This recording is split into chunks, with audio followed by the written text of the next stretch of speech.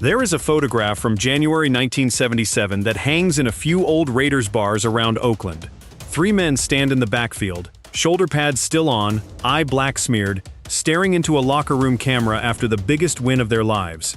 Two of those men have streets named after them in football history. Ken Stabler. Fred Biletnikoff, the third man, is standing right between them, and almost nobody watching that photo today can tell you his name. He was not the quarterback. He was not the star receiver. He was the fullback who carried the ball into the teeth of the Minnesota Vikings defense so the other two could become legends.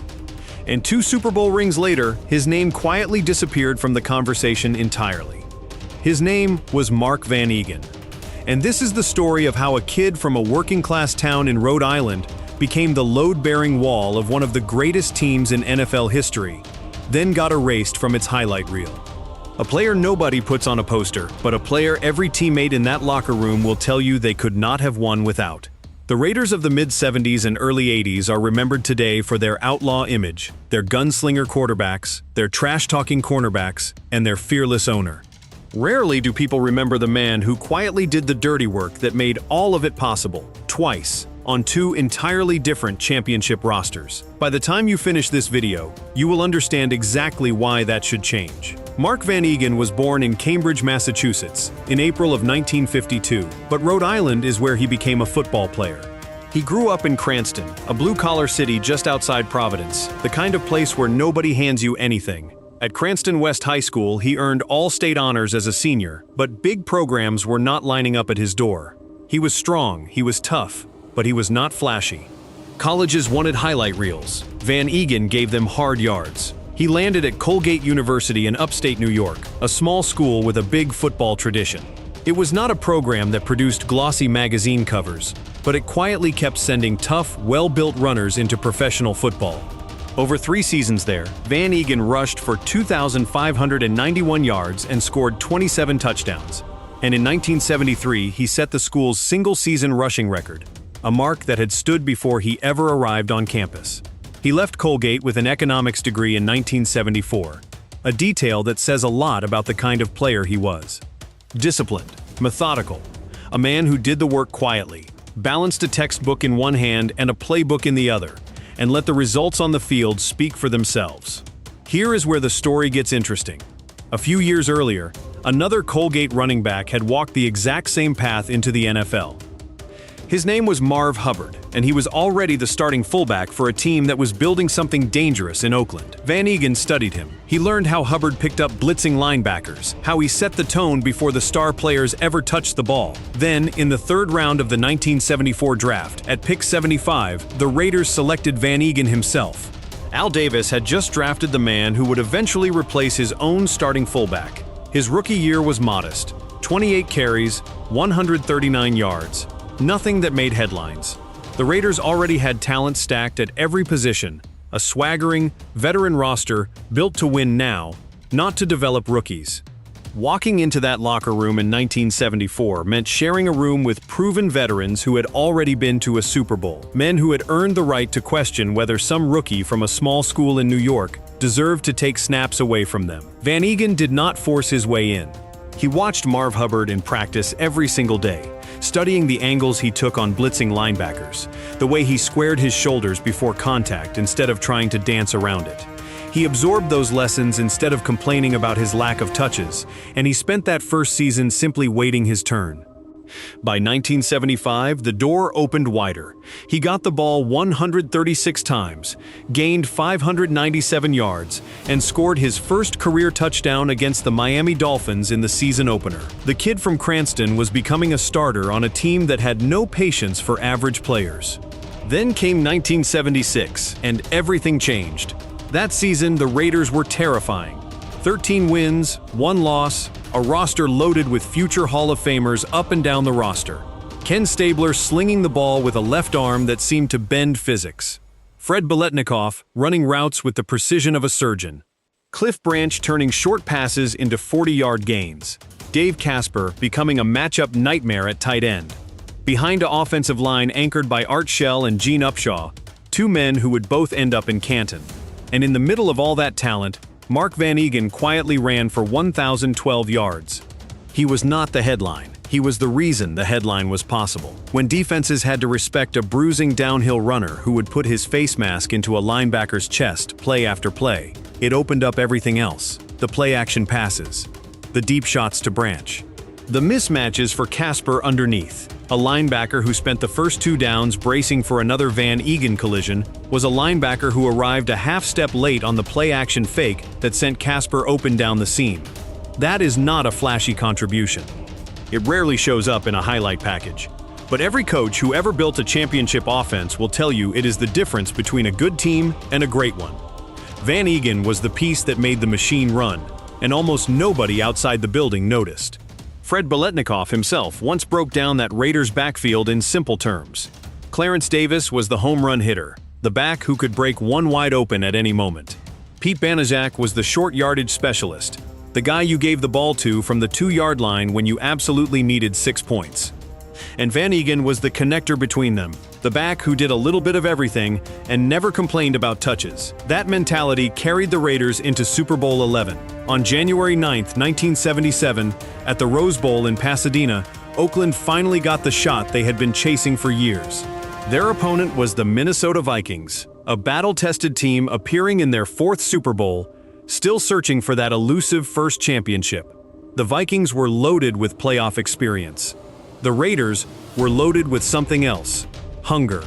This mattered more than most fans today realize.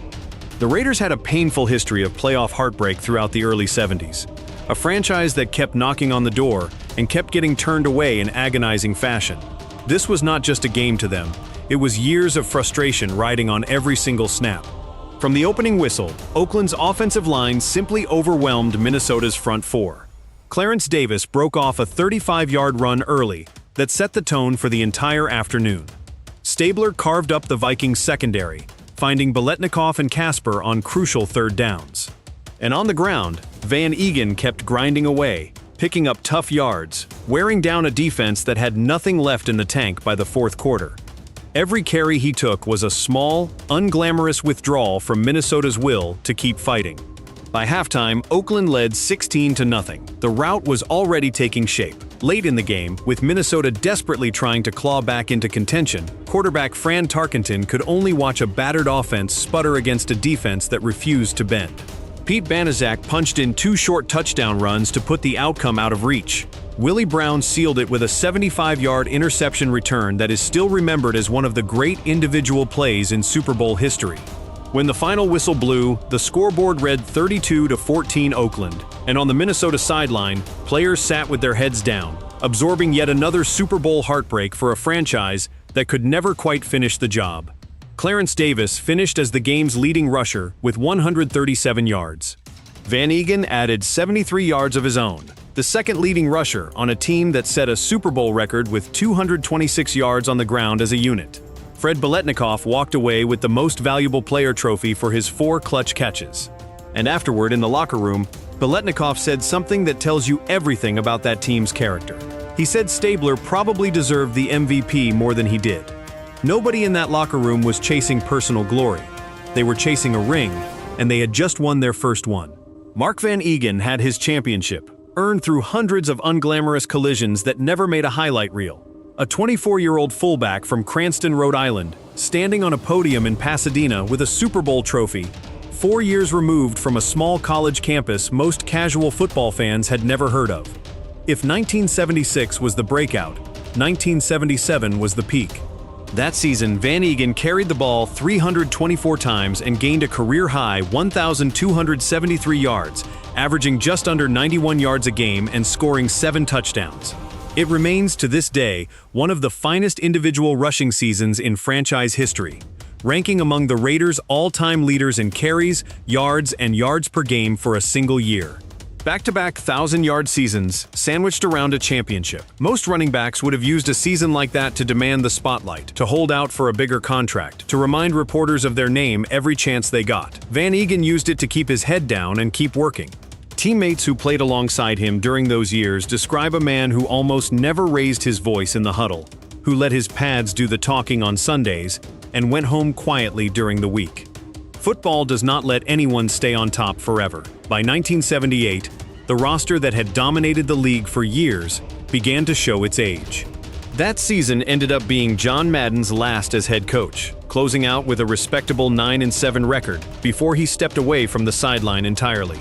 Tom Flores took over in 1979, and the Raiders entered a new era, one that looked far shakier than the swaggering dynasty of the mid-70s. Ken Stabler was traded to Houston in the offseason. In his place, the Raiders had brought in a quarterback named Jim Plunkett, once a Heisman Trophy winner, now considered a bust after struggling with the New England Patriots and San Francisco 49ers.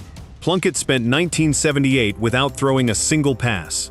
He barely played in 1979 either. By 1980, he was buried on the depth chart behind veteran Dan Pastorini, just another forgotten name on a roster in transition. Meanwhile, the offensive line that had bulldozed defenses in the 70s was aging out, retiring one piece at a time. New faces cycled through the roster every training camp, chasing the standard the veterans had set years earlier. For a lot of teams, this kind of turnover signals a rebuild, a long stretch of losing seasons while a franchise searches for its next identity. The Raiders did not have time for that. Al Davis expected championships, not excuses. Then, 5 games into the 1980 season, with Oakland sitting at 2-3, Pastorini broke his leg. Suddenly, the washed-up former Heisman winner was the starting quarterback of a football team with championship pedigree and a shaky record. Nobody expected much. Plunkett's first outing after taking over was a disaster. 5 interceptions and a loss to Kansas City. But something clicked after that. Oakland won 9 of their final 11 games. They clawed into the playoffs, not as a division champion, but as a wild card, the lowest possible seed a team could carry into the postseason. At that point in NFL history, no wild card team had ever won a Super Bowl, not one, ever. And through all of this chaos and reinvention, one player never stopped doing his job. Mark van Eeghen was still there, still grinding out yards, still the steady presence in a locker room full of new faces and second chances. The flashy quarterback of the mid-70s was gone. The head coach who built the dynasty was gone. But the fullback from Cranston, Rhode Island was still lowering his shoulder into linebackers every single Sunday. The Raiders' playoff run in January of 1981 reads like fiction. First, they demolished the Houston Oilers 27-7 in the wildcard round. Then, in brutal, freezing conditions in Cleveland, with the temperature reading 2 degrees, they escaped with a 14-12 win over the Browns in a game remembered as the Mistake by the Lake, named for a doomed final play call that Cleveland fans still wince at decades later. Next came a shootout in San Diego, a 34-27 upset of the Chargers to punch their ticket to the Super Bowl. 3 road playoff games, 3 different environments, 3 survivals. Their opponent this time was the Philadelphia Eagles, a team that had rolled to a 12-4 record and looked every bit like the better football team on paper. Nobody outside the Raiders organization gave Oakland much of a chance. On January 25, 1981, inside the Louisiana Superdome, the Raiders once again proved that paper means nothing on Super Bowl Sunday. Jim Plunkett, the quarterback nobody wanted a year earlier, threw 2 first-quarter touchdown passes to stake Oakland to an early 14-point lead the Eagles never recovered from.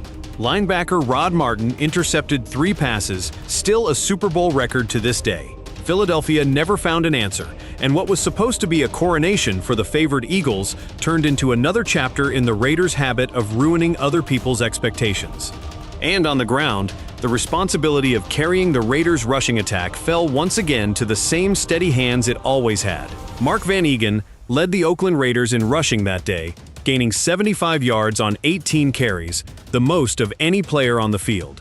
The final score read 27-10, Raiders. Jim Plunkett was named Super Bowl Most Valuable Player, completing one of the most unlikely redemption stories in NFL history. And the Oakland Raiders became the very first wildcard team to ever win a Super Bowl championship, a distinction that stood alone in NFL history for years afterward. Think about what that means for one single player. Mark van Eeghen had now won 2 championships with 2 completely different rosters, 4 years apart, under 2 different head coaches, with 2 different franchise quarterbacks. The swashbuckling gunslinger era of Stabler and Biletnikoff, then the gritty reinvention era of Flores and Plunkett. Through both of them, one fullback from Rhode Island kept lowering his shoulder and picking up the tough yards nobody wanted to fight for. By 1982, his time in silver and black had come to an end. When he left the Oakland Raiders, he departed as the franchise's all-time leading rusher, having piled up 5,907 yards on 1,475 carries and 35 touchdowns across 8 seasons, along with 174 career receptions. For a man who was never the flashiest name on the roster, that number told the real story. Nobody had carried more weight for that franchise than he had. He spent his final 2 seasons with the New England Patriots, closer to the Rhode Island community that raised him, before retiring in 1983. There was something fitting about that final chapter, a career that began with a young man leaving home to chase a dream in Oakland, ending with him choosing to finish it close to the people who watched him grow into that dream in the first place.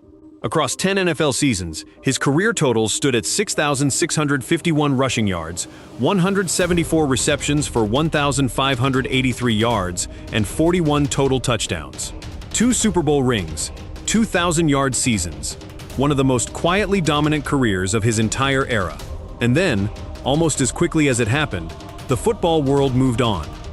A young running back named Marcus Allen arrived in Los Angeles a few years later and rewrote the Raiders' record books entirely, eventually passing Van Eeghen on the all-time rushing list, where he still sits comfortably today as the greatest rusher in franchise history. That is not a tragedy. That is simply how sports work. Records exist to be broken, and Marcus Allen earned every yard of his own legacy with a flair and a highlight reel that made him impossible to forget. But somewhere in that transition, Mark van Eeghen's name slipped out of the conversation almost entirely, filed away as second on a list, a footnote to the man who came after him, rather than a champion in his own right, twice over. Fans who can recite Stabler's stats, who can describe Biletnikoff's route running in vivid detail, who know every play of Plunkett's redemption story, often cannot tell you the name of the man who led the team in rushing on Super Bowl Sunday in 1981. He never seemed bothered by that. In interviews later in life, he described himself simply as a Raider through and through, a man proud of the years he gave the organization rather than bitter about the recognition he never chased. Years after his playing days ended, the Raiders invited him back to Oakland to light a commemorative torch before a home game, a small gesture from a franchise that had not forgotten what he built, even if the wider football world had moved on. His daughter Amber would go on to become a Patriots cheerleader herself, even performing for American troops overseas, a small piece of the family's football story continuing into the next generation. In 2002, back home in Rhode Island, he was inducted into the Rhode Island Scholar Athlete Hall of Fame, a quiet honor for a quiet legacy. That is the real story of Mark van Eeghen. Not a superstar, not a household name, just a kid from a working-class New England town who outworked bigger, more talented players for a roster spot, who became the steady heartbeat of 2 separate championship teams built 5 years apart, and who never once demanded the spotlight for doing it. He blocked for one Hall of Fame quarterback and ran behind another Super Bowl hero, and in both cases, he made sure the moment belonged to the team rather than to himself. Every great team has players like this, the ones who make the stars possible. The ones history quietly forgets while it celebrates everyone standing next to them. Mark van Eeghen carried the ball into the heart of 2 different championship defenses and came out the other side with 2 rings. And somehow, that is not even the part of his story people remember. Maybe it should be.